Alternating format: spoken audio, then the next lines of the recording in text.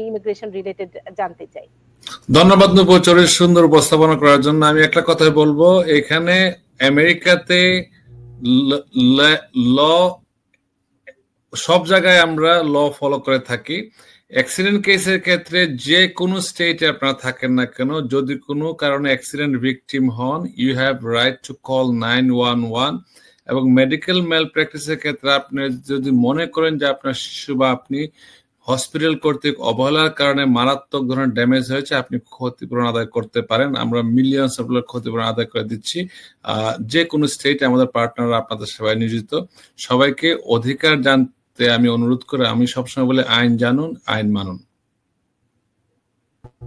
সেটি খুব সুন্দর করে বলেন, কারণ আমি বলছিলাম যে শুরুতে যে অ্যাটর্নি মঈন চৌধুরী হচ্ছেন accident case, medical malpractice এবং ইমিগ্রেশন বিষয়ে অভিজ্ঞ একজন অ্যাটর্নি, এবং শুধু তাই নয়, আইনজীবী হিসেবে তিনি